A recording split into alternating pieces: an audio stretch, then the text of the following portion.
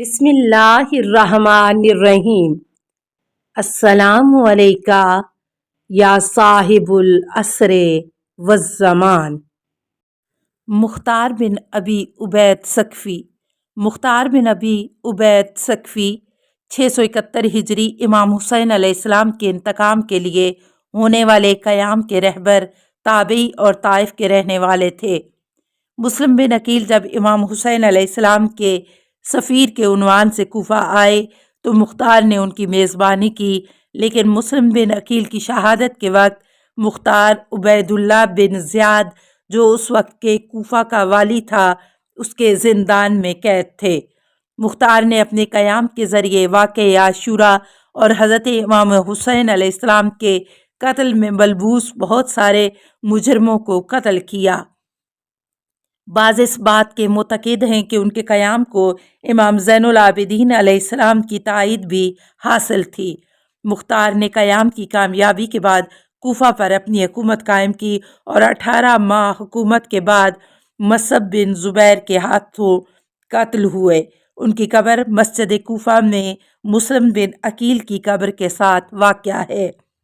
نسب اور لقب: مختار بن ابی عبیدہ بن مسعود بن عمر بن عمیر بن عوف بن عقدہ بن غیرۃ بن عوف بن ثقیف ثقفی، جن کی کنیت ابو اسحاق اور لقب کیسان تھا۔ کہا جاتا ہے کہ فرقہ کیسانیہ مختار سے منسوب تھا۔ کیسان زیرک اور باہوش کے معنی میں آتا ہے۔ اصبغ بن نباتہ نقل کرتے ہیں کہ ایک دن حضرت علی علیہ السلام نے جب مختار بچپنے کی عمر میں تھا اپنے زانوؤں پر بٹھایا ہوا تھا اور اسے کیس کا لقب دیا۔ حضرت علی علیہ السلام نے 2 دفعہ اسے کیس کہہ کر پکارا، اسی وجہ سے انہیں کیسان کہا جاتا ہے۔ قیام مختار: 14 ربیع الاول سن 66 ہجری کو مختار نے امام حسین علیہ السلام اور آپ کے باوفا اصحاب کے خون کا بدلہ لینے کے قصد سے قیام کا آغاز کیا تو کوفہ کے شیعوں نے بھی مختار کا ساتھ دیا۔ مختار کہا کرتے تھے کہ خدا کی قسم اگر قریش کا 2/3 حصہ بھی قتل کیا جائے تو امام حسین علیہ السلام کی 1 انگلی کے برابر بھی نہیں ہوگا۔ مختار نے اس قیام کے دوران شمر ذی جوشن، خولی بن یزید، عمر بن سعد اور عبید اللہ بن زیاد جیسے کئی دوسرے افراد کو جو کربلا کے واقعے یا اس سے مربوط اور قیام میں ملبوس تھے ان کو واصل جہنم کیا۔ اس قیام میں ابراہیم بن مالک اشتر نے بھی مختار کا ساتھ دیا اور وہ مختار کی فوج کا سپہ سالار تھا اور انہوں نے عبید اللہ بن زیاد کو موصل میں واصل جہنم کیا۔ جب مختار نے عبید اللہ بن زیاد اور عمر بن سعد کا سر محمد بن حنفیہ کے لیے بھیجا تو اس وقت آپ مسجد حرام میں کھانا کھانے میں مصروف تھے۔ آپ نے خدا کا شکر ادا کیا اور کہا کہ جس وقت امام حسین علیہ السلام کا سر عبید اللہ بن زیاد کے پاس لے جایا گیا تھا تو وہ کھانا کھانے میں مصروف تھا، اور جب ابھی اس کا سر ہمارے پاس بھیجا گیا ہے تو ہم بھی ایسی ہی حالت میں تھے۔ اس کے بعد آپ نے حکم دیا کہ اس کا سر مسجد حرام میں لٹکایا جائے تاکہ ہر ایک اس کا مشاہدہ کر سکے۔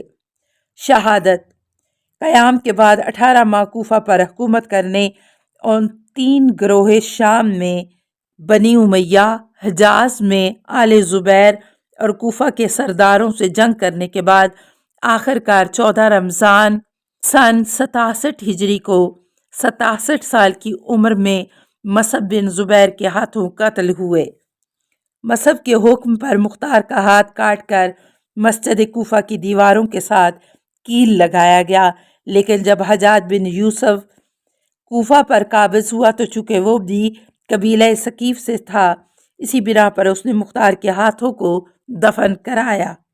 دلیرانہ جنگ و شہادت: حضرت مختار نے غسل شہادت کیا اور کپڑوں کے نیچے کفن پہنا اور اپنے 19 ساتھیوں سمیت دارالامارہ سے باہر نکلے اور مصعب بن زبیر کی فوج پر حملہ آور ہوئے۔ آپ لشکر میں گھس گئے اور دشمن نے آپ کو گھیر لیا۔ آپ نے ان کے پشتے الٹ کر رکھ دیے اور آپ کے سب ساتھی شہید ہو گئے، آپ تنہا رہ گئے۔ تنہائی سے آپ میں اور دلیری آئی، آپ نے شیروں کی طرح جنگ کی۔ دوران جنگ آپ بہت زخمی ہو گئے، خون بہت بہہ گیا، اس سے آپ پر ضعف آ گیا، آپ کا پورا جسم تیروں سے بھر گیا۔ اس وقت آپ نے دیوار سے ٹیک لگا لی اور 2 ملعون بھائی طارق اور طریق آئے اور آپ کی روح نکلنے کے بعد آپ کا سر کاٹ لیا اور مصعب بن زبیر کے آگے پیش کیا۔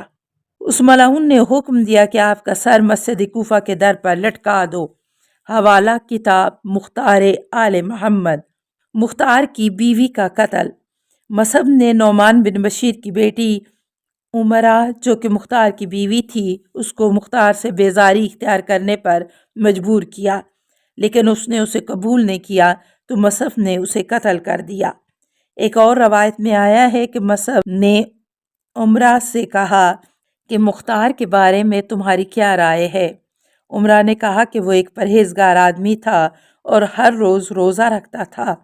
اس پر مصعب نے اس کی گردن اڑانے کا حکم دے دیا، اور اسلام میں یہ پہلی خاتون تھی جس کی تلوار کے ذریعے گردن اڑا دی گئی۔ آیت اللہ خوئی اور عبداللہ ممکانی نے قیام میں مختار کو امام زین العابدین علیہ السلام کی خاص اجازت کے ساتھ انجام پانے کی تصریح کی ہے۔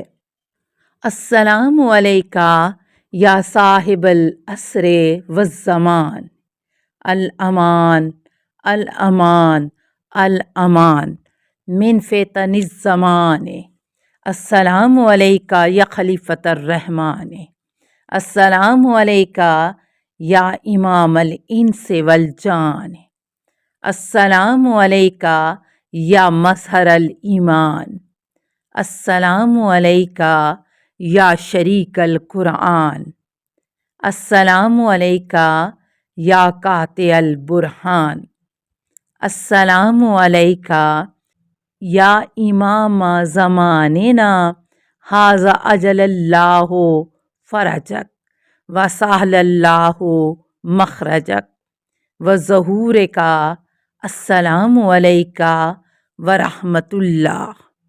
اللہم صلی علی محمد و آل محمد۔